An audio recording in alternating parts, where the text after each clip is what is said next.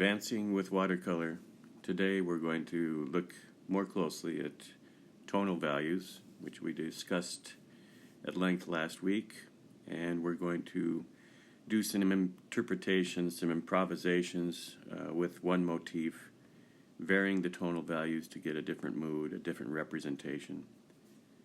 The subject that I've selected this week is from the Cité, Notre Dame to the left, the Seine to the right, and this is a courthouse I believe we're looking at in front of us. Anyway, it presents some of the classical architecture of Paris at a very specific time. This is Twilight, so there's a lot of warm tones in the sky and cools have descended into the city. And we're going to use this structure, the shapes that we see in front of us, and interpret them in a few different ways as an exercise. This is the first study I did in a sepia tone, and focusing on the figures and on the sky. I've used tonal values to kind of exaggerate the areas that I want you to look at, which is behind the figures and also what's going on in the sky. Here I've used that same motif, only I've changed my focal point to the sun-struck building, as though the sun was coming over my right shoulder, basically moving the focal point up and to the left. And then a third one is much more muted. I'm using a very big mid-tone with a few darks and a few highlights through the midground to create a different mood, a rainy day scene using the same motif. And I had no visual reference. This is all play with the imagination. And these sorts of exercises, each one of these pieces maybe took 30 minutes on a very small piece of paper, and just an exercise, a sort of play with adjusting the tonal values where I want you to focus and the sort of mood that these tonal values can create, tonal relationships. Anyway, we're going to develop a color image out of this, replicating, for the most part, what we saw in the photograph, a twilight scene where there's a lot of pinks in the sky. And I'm starting the painting by this wet application of a yellow ochre and just a hint of cadmium orange red in the sky, building up a graded wash from left to right. It's going to dry a little lighter on the right-hand side, a little darker on the left. The technique here is I'm working wet into wet. So once that sky wash has been applied, I have maybe a few minutes to add the clouds before the whole sky dries. So it's important to be ready to do that. I like to mix up the color I'm going to use in the sky, which was a bit of a lavender hue mixed with some of the, I guess, leftovers that I had on my palette to get a cool gray. So I'm juxtaposing cool gray on top of a warm wash for the clouds. And it was applied wet on wet. The paint was a little thick, especially in the upper left-hand side. And the strategy here is to give myself a feeling of the clouds, a feeling of the light sky behind, but in terms of design, to give myself a little darkness behind the main tower so it's not too direct, not too obvious. I don't want the eye to rest up there too much, so I put a little darker background behind it. I extended that same warm wash down into the foreground. I'm planning to use that.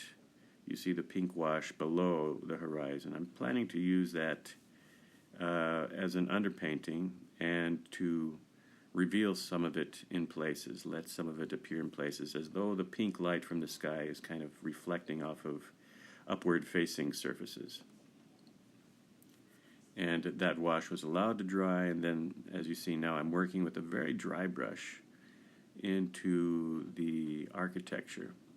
And as I'm moving along, my brush is skipping over the paper. This is in part because I'm using a very rough paper, Arches 140 rough, and I'm using a very dry brush. That means that very little pigment on the brush, or let's say relatively little, because I do need coverage, but I want it to run out as I'm making some of my marks, so I get these natural highlights.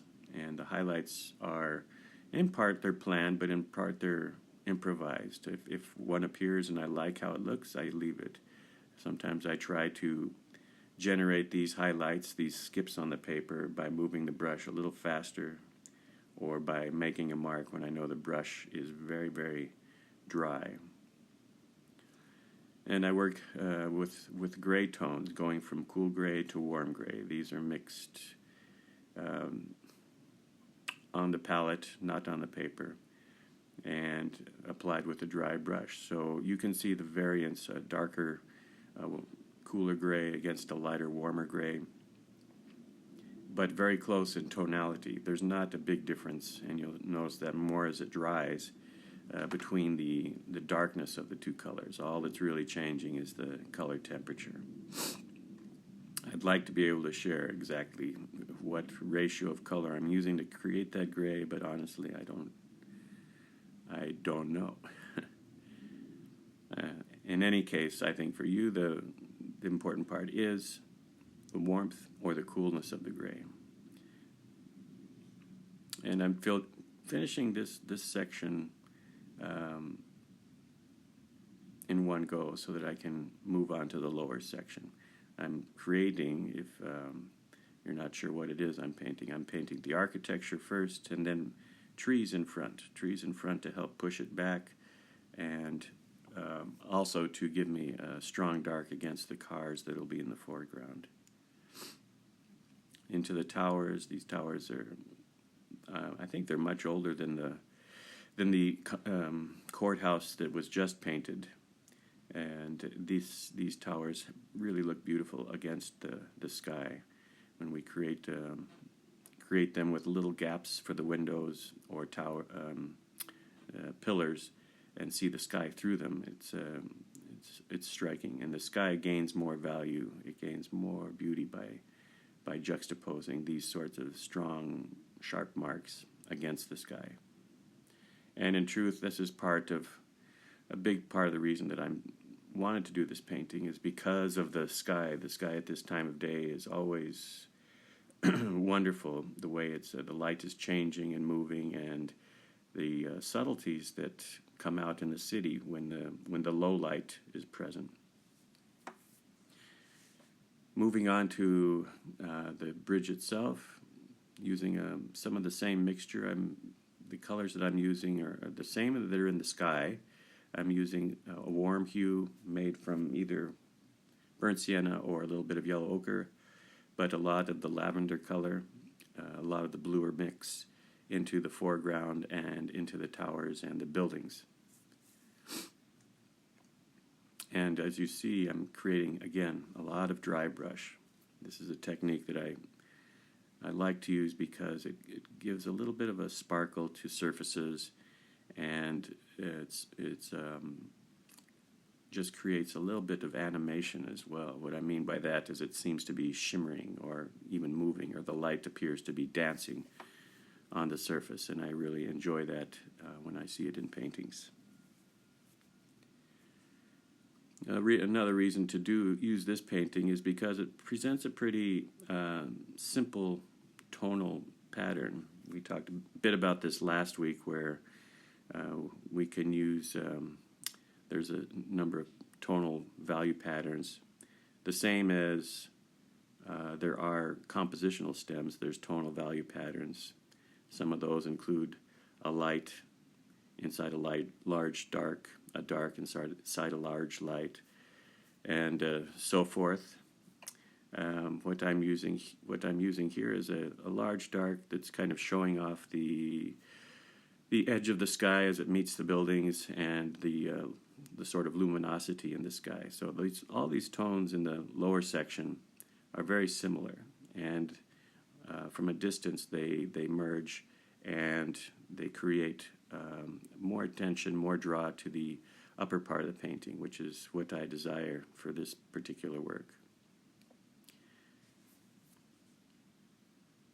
working on the cars now, and also at the same time, every time I'm loading up the brush, I'm taking a little bit of paint out, putting it onto a towel that I have nearby, or a sponge, or sometimes even using my fingers to wring it out a bit so that I don't have a lot of liquid in the brush. And I can use the same mops that I use, or I can use smaller brushes like I'm doing now for the vehicles to create these dry marks. And we're getting into the last stage of the painting, where we add figures. And since these figures are primarily against a dark building or background, I'm going even darker with the figures, painting them as though they were silhouettes. We are moving uphill, so you notice that the heads rise a little bit, the tops of the cars rise a little bit as they get further away. This is how we generate that feeling that we're moving slightly uphill.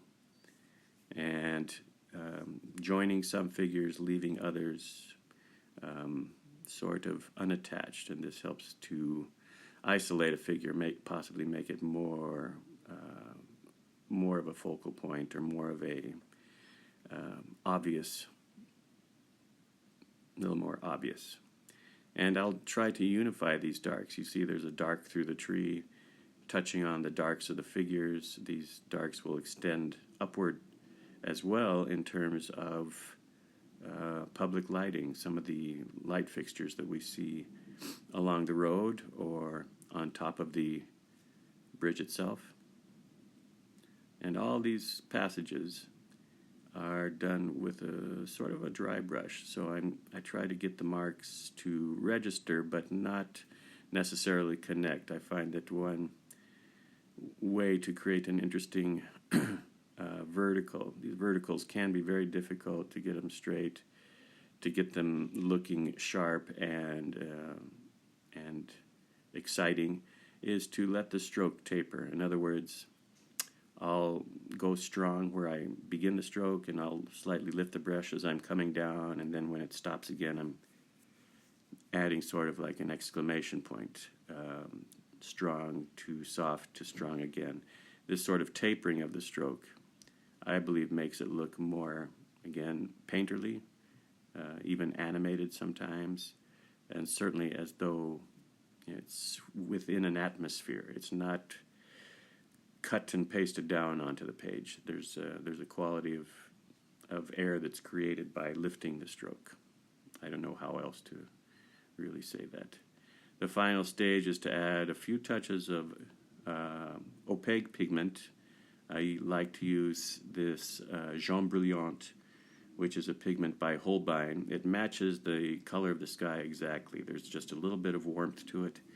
So for highlights, it's the right pigment to use because you get an instant reference to the sky. Well, here's a little different version of the painting, but you can see the same things at work. Figures walking through the scene, a bright, lively sky, and you notice how the tower is not as obvious as it would be if I didn't paint that strong passage behind. So all these things are part of this design, and the tonal values are muted through the midground so that we can see a beautiful twilight sky.